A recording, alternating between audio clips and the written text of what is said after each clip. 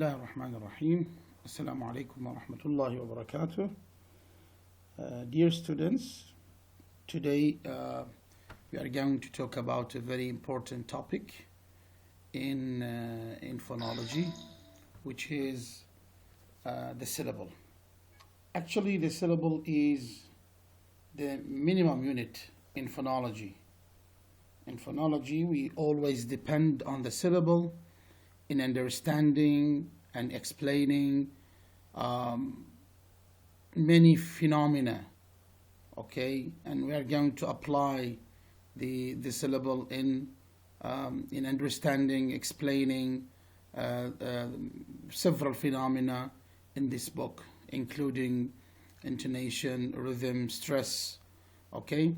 So for the time being, let's start talking about what a syllable is and what is the structure of the syllable.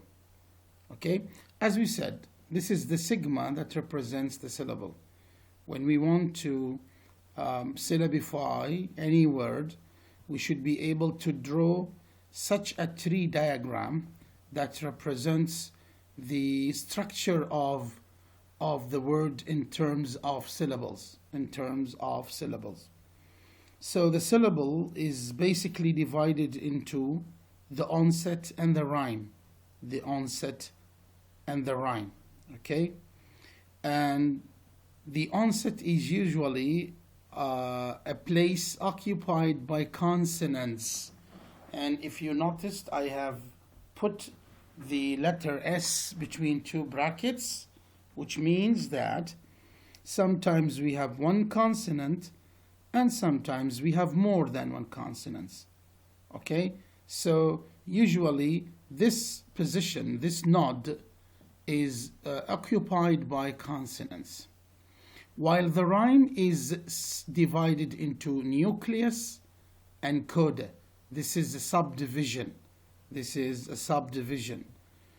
So the rhyme is made up of two components, the nucleus, this one, and from the name you can understand that this is the most important part of the syllable, because the nucleus means the core of the syllable, the heart of the syllable, nawat. It is the basic and the most important part of the syllable. This nucleus is usually filled up with with a vowel. Here I don't have the possibility of having more than one vowel. Actually, we have one vowel only. We cannot have two vowels. While the second part of the rhyme is called the coda. The coda is usually filled up with consonants. And again, we may have one consonant and we may have more consonants. Okay? So again, we have the syllable. It is divided into the onset and rhyme. The onset is usually occupied by consonants. The rhyme is divided into the nucleus and the coda. The nucleus is occupied by a vowel, and the coda is occupied by a consonant or more than one consonant. This is the basic structure of the syllable. Okay? We have several types of syllable structures. Let's start with the minimum syllable. The minimum syllable, if I ask you to define the minimum syllable, or the minimal sometimes called syllable, you say that it is the syllable that contains a vowel only. It contains a vowel only. There is no onset, there is no coda, but we have a vowel. Actually, having a vowel is very basic in the structure of the syllable. Okay? So we have the word I, for example.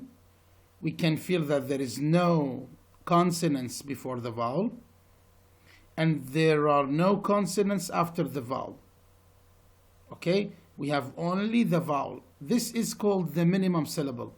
So the minimum syllable is a syllable that contains a vowel only without any consonants before or after that vowel.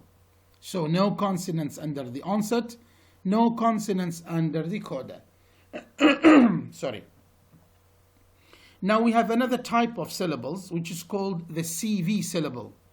And C stands for consonant and V stands for a vowel. So the basic syllable is the syllable that contains a consonant followed by a vowel. That's why we have it as CV. CV. And this is called the basic syllable. Consonant plus vowel. Let's take the word buy. Here we have I in the first example. In the second example, what do we have? We have buy. Buy. Okay? Now, here we have the tree diagram for this word. We have the onset rhyme, nucleus coda. Then we check, do we have onset? Yes, we have. We have ba sound as the onset of the syllable. Then we have the I, which is the vowel. And here we have no coda. We have no coda, okay? So here we have only by. Look, we should be able to pronounce the word at the bottom of the tree diagram, okay? So by. There is nothing after the I, okay? This is called the basic syllable. Now, we know that the basic syllable is the syllable that contains a consonant followed by a vowel, as in this example. Now, why do we call it basic? Why do we call it basic syllable? Actually, we call it the basic syllable because of reasons. The first reason is that this CV syllable is the first syllable uttered by babies at approximately the age of 8 months, okay, when they start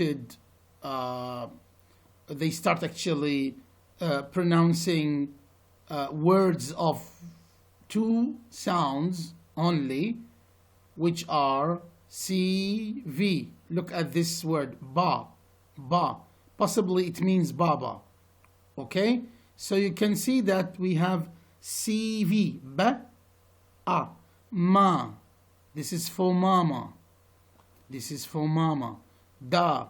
This is maybe for the brothers and sisters. Da. And na.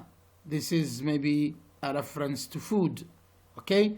These are the first words babies can utter, can pronounce almost at the age of 8. It could be earlier, it could be later than this, but approximately at the age of 8, a baby starts to say ba, ma, da, na. So if you look at these words, they are all composed of CV, CV, CV, CV. Consonant, vowel, consonant, vowel, consonant, vowel. The second reason is that it is the first syllable people suffering from language loss regain after recovery. You know that sometimes people are infected with a disease, got an accident, for example, a damage to the brain, and that damage to the brain causes language loss. يعني يصير فقدان القدرة على التعبير باللفظي باللغة. So the first type of syllable those people regain after treatment is the syllable type of CV. So the first one they start to utter when they start recovering, يعني they يطيبون, they يتعافون, okay? They start saying CV syllables, okay? The third reason is that it is the only syllable type that is found in almost every language. All non-languages have this CV syllable. That's why it's very frequent in all languages. Maybe in one language we cannot have CCV, just like in Arabic we cannot have CCV, يعني consonant, vowel. Okay, but we have CV. In English we have CV, in French we have CV, in German we have CV. So in most languages we have this kind of CV syllable.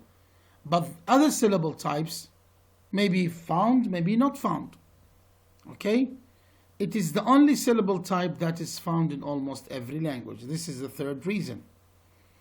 Now, this is actually, this should be the third type of structure, not 4. It should be 3. That is,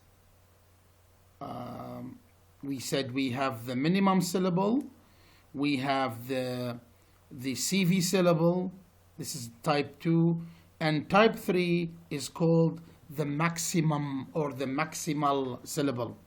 So what do you mean by the maximal syllable? And here we are talking about English language, not any other language. This maximal syllable is found in English, but not necessarily found in other languages. Okay? So what is the maximum syllable? The maximum syllable is the syllable that has 3 consonants under the onset. Then we have the vowel. Then we have 4 consonants under the coda. Okay? So we have C, C, C. Consonant, consonant, consonant. Then we have the vowel oo. Then we have the consonants, 4 consonants here. Da, na, ta, se. Actually, in some pronunciations of this word, we have student. We have a vowel here. But sometimes this vowel is absent. That's why we have a cluster of 4 consonants. Okay? This is the sigma, onset, rhyme, nucleus, coda. The onset contains three consonants. Here we have the vowel, and here we have 4 consonants. This is the maximum structure of the syllable we have in English. We cannot have 4 consonants here. We cannot have 5 consonants here. Okay? And of course, we cannot have more than 1 vowel. Now, based on these examples I have just explained in 3 diagrams, which one or which part of the syllable you think is obligatory and which part is optional? So which part of the syllable, the onset, the nucleus, the coda, which one of them is obligatory and which one of them is optional? We may have it, we may not have it. While the obligatory one is the one that we must have in the syllable. Think and give me your answers. Thank you very much for listening.